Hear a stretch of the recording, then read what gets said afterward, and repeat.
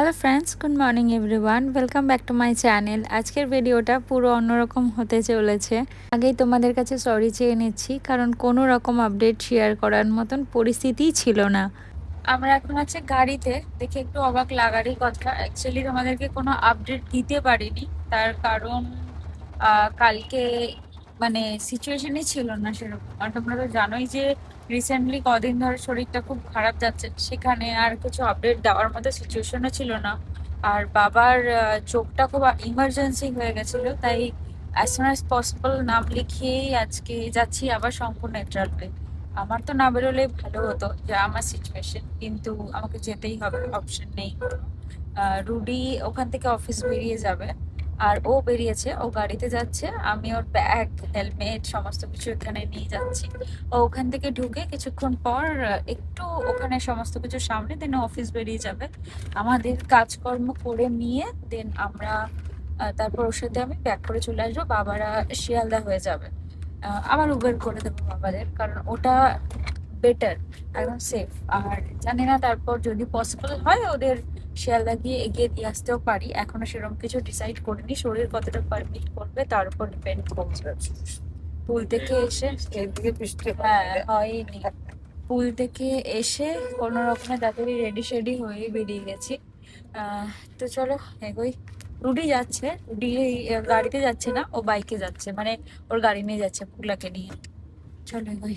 আমরা সকালবেলা বেরোলাম, তখন ওয়েদারটা ঠিকই ছিল। যেই মাত্র গাড়িতে উঠেছি আর সেই মাত্র ঝমঝমিয়ে বৃষ্টি শুরু। আমরা তো গাড়িতে রয়েছে আমি, বাবা, মা। তো রুডি তো পুগলাকে নিয়ে যাচ্ছে, আর পুগলাকে বাইরে বের করলেই এখন এরকম বৃষ্টি শুরু হয়ে যায়। বেচারা পুরো ভিজে ভিজে যাবে। যদি ওর কাছে রেনকোট আছে, কিন্তু আপারটা আছে, লোয়ারটা নেই। তবে অবাক করা কাণ্ড দেখো, ওই দিকটা এত বৃষ্টি, একদম ঝমঝম করে বৃষ্টি পড়ছে, আর এই দিকটা বৃষ্টির একদম বিন্দু মাত্র ছিটাফোঁটাও কিছু হয়নি। চারিদিকে একেবারে রোদ ঝলমলে আকাশ। কি অবস্থা ভাবো তো, মানুষজনকে শুধু শুধু ব্যতিব্যস্ত করা। আমাদের 11টা 4-এ ছিল অ্যাপয়েন্টমেন্ট, আর আমরা এখনো মানে 11টা অ্যাপয়েন্টমেন্ট ছিল, এখন 11টা 4 বাজে। ভেতর দিয়ে আসলাম বলে তাড়াতাড়ি চলে আসতে পেরেছে, না হলে অনেকটা লেট হতো। তো গিয়ে আগে ফর্মালিটিস গুলো করে বসে তো থাকতে হবে, কারণ এখানে প্রচুরক্ষণ বসে থাকতে হয়। দেখা যাক কত টাইম লাগে, প্রায় 4-5 ঘন্টার বেশি টাইম লেগে যায়। আজকে কি হবে গভর্নমেন্ট না। পাঁচটা করে চলো ভেতরে, চল চলো চলো, কোন দিকে? ওই যে ভেতর দিয়ে ঢোকো। আমরা অলরেডি পৌঁছে গেছি, রুটি এখনো ঢোকেনি, ওরা সিনারিও নেই, এমনিই ঢুকে চলে গেল। আমাদের একটা সাইডের কাজ কমপ্লিট হয়েছে, দেন আমরা এখন ওয়েট করছি। আমাদের এখনো বিলিংটা হয়নি। ওরা দেখলাম না, ওরা এইচও দিয়েছে, আর একটা বিলিং এর জন্য একটা পেপার দিয়েছে, সেটা জমা করা হয়েছে। এবার ওখান থেকে টাকা হবে, দেন তারপরে যাওয়া হবে, তারপর বিলিং হবে, দেন তারপরে ডক্টরের জন্য আরো 5-6 ঘন্টা। আজকে বহুত রাশ। আর বাবার রূপমার সাথে যে ডক্টরকে দেখানো হয়, উনি ওনার সবসময় থার্সডে ফ্রাইডে করে এরকমই রাশ থাকে। তো যাই হোক, ওয়েট তো করতেই হবে। আগের বার তো 7টা বেজে গেছিল, ওরা বাড়ি মানে আমাদের বাড়ি গেছে, এই বাড়ি গেছিল, একবার তো বাড়ি চলে গেল। এবারও সেরেমনি হবে মনে হচ্ছে, যা এখানকার সিনারিও দেখবে। যেখানে মা বসা, এখানে আমি বসা, রুডি এখনো এসে পৌঁছায়নি, গাড়িতে আসছে, দেখা যাবে তখন এসে পৌঁছায়। দেন তারপর এখান থেকে ও অফিস ঢুকবে। আর আমাদের ওয়েট ওয়েট ওয়েট, কতক্ষণ ওয়েট করতে হবে গড নোস। আমরা বেরোলাম এখন, আমাদের মোটামুটি একতরফ চেক আপ হলো। এখন আমরা যাচ্ছি খেতে এখানে। আমার তো খাওয়ার এতটুকু ইচ্ছা নেই, কিন্তু কিছু না খেলেও নয়। ভাবছি এখন একটু অল্প করে ভাত বা রিলেটেড কিছু থাকলে সেটা খেয়ে নেব। দেখা যাক, কারণ অন্য কিছু খাওয়ার মতো সিনারিও আছে। ভাত খাবে? না এখন তাহলে কখন খাবে? কটা বাজে? 1টা বাজে। ভাত খাবা? আমার মতে এখন খেয়ে নাও। রাত্রে ভাত খেয়ে নেই, কেউ ভাত খাবে দরকার। রাইসটা ফোন দে। আসুক আসুক।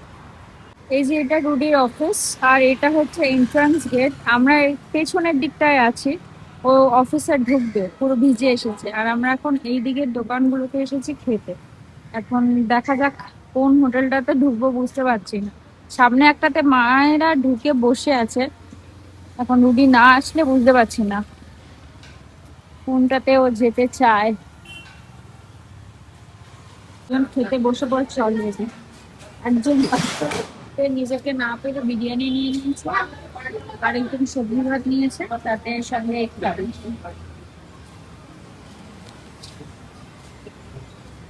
মা হচ্ছে বিরিয়ানি প্রেমী আমার মতো, বিরিয়ানি দেখলে নিজেকে কন্ট্রোল করতে পারে না। আবার আমাকে বলবে তুই এত খাস ভুলভাল। যদি আমার মাকে রোজ বিরিয়ানি খেতে বলে দেয়, আমার মা রোজ বিরিয়ানি খাবে রোজ। মোটেও হ্যাঁ তুমি এমনই, আমি জানি। ফিডব্যাক হয় যার কারণে আমরা এতদিন রেস্ট্রিক্ট করে খাচ্ছিলাম।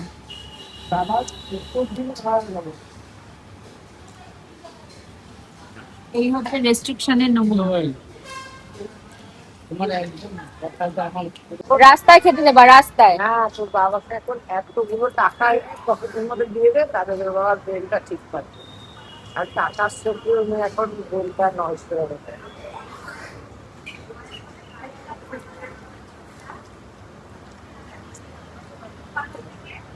ভাবলাম সারাক্ষণ কষ্ট করলাম, ওটা আমি টাকাগুলো রাখলাম, আমার টাকাগুলো খরচা করতে কেন পারছি না, ওটা আমার মাথায় গরম। ভাবলাম খেতে তো হবেই।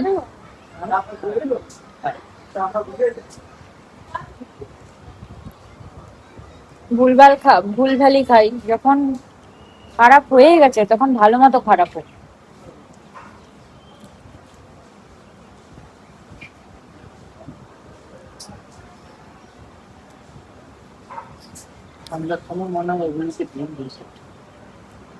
দুপুরেও হয়, দুপুর মানে এখন টাইম হয়নি, টাইম হয়নি। লাঞ্চ টাইম হয়নি তো, দুটোর সময় কেন বসতে পারবে না। এত রোদ উঠে গেছে তাকাতে পারছি না। আর এদিকে পুরো ভিজে পুরো এসেছে। রেনকোট টেনকোট সব থাক আমাদের কাছে, হ্যাঁ। ও অফিস ঢুকে যাবে, আমরা আমাদের কাজ সারবো, কারণ এখনো অনেকক্ষণ সময় লাগবে। ওর ততক্ষণে অফিস শেষও হয়ে যাবে, তো বেকার বেকার এখানে থেকে তো লাভ নেই। এখান থেকে ওর ওই দিকটা ক্রস করতে সুবিধা, তারপর বললাম তুই অফিস চলে যা, দেন তারপর আমরা তোকে ওইখানে কতদূর কি হচ্ছে ফোনে আপডেট দিতে থাকবো। চলো, আমাদের মোটামুটি কাজ হয়ে গেছে।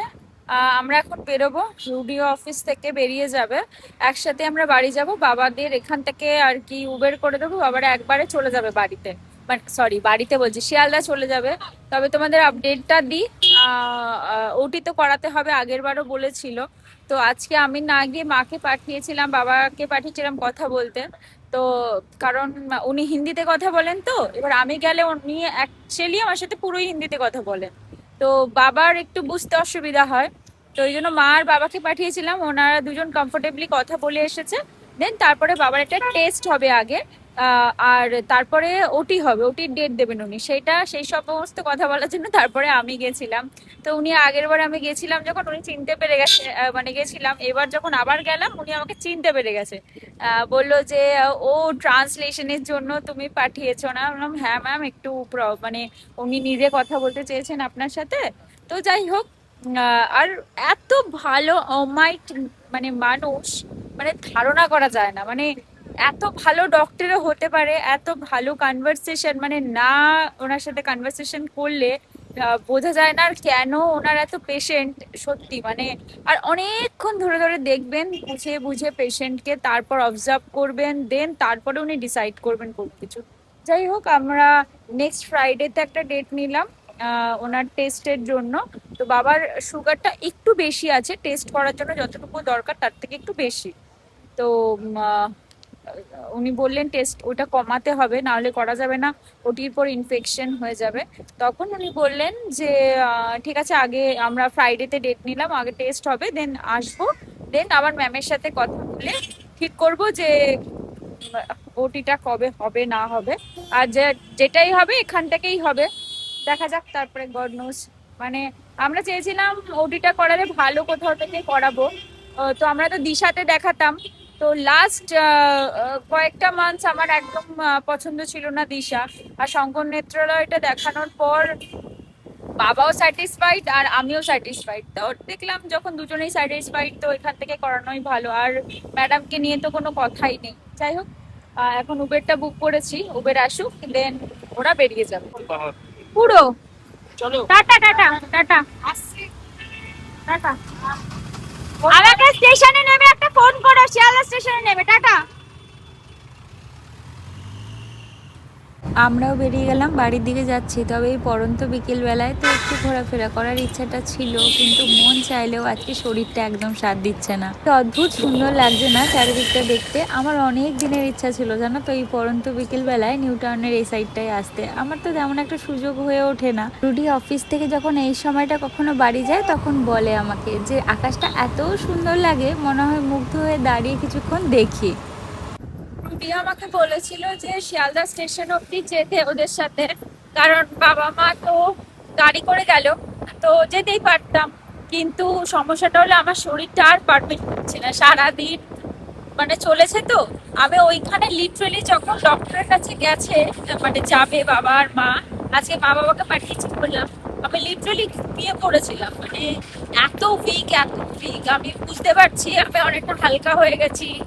আর তারপরে আমার চোখ মুখ বসে গেছে, মা এসে বলছে তোর চোখ মুখ বসে গেছে, রোগা লাগছে অনেক। আমি রোগা তো হওয়ার একটু চেষ্টা করছি, কিন্তু তার মানে এই নয় যে মানে একটা মানুষকে চোখে পড়লেই যেমন একটা উদ্ভট লাগে, আমার নিজেকে আয়নার সামনে দাঁড়িয়েই সেরকম লাগছে। এবার শরীরটা আমার এতটাই খারাপ, তাও সারভাইভ করছি, কারণ আমি শেষ অবধি চেষ্টা করি। তার আগে অবধি নিজেকে এটা মোটিভেট করি যে না আমি ঠিক আছি। যখন আর পারা যায় না একদম, তখন বিছানায়। তার আগে অবধি যতটুকু নিজের ক্যাপাসিটি দিয়ে ঠিক করা যায়, নিজেকে পুশ করা যায়, আমি চেষ্টা করে যাই, চালিয়ে যাই। যাই হোক, চলো এখন বাড়িতে যাব। তো রুডি সেই কথা ভেবেই ভেবেছিল যে আমি গাড়িতে ওদের সাথে চলে যাব, ওদের ট্রেনে তুলে দিয়ে আমরা শিয়ালদা হয়ে ও আমাকে নিয়ে চলে আসবো।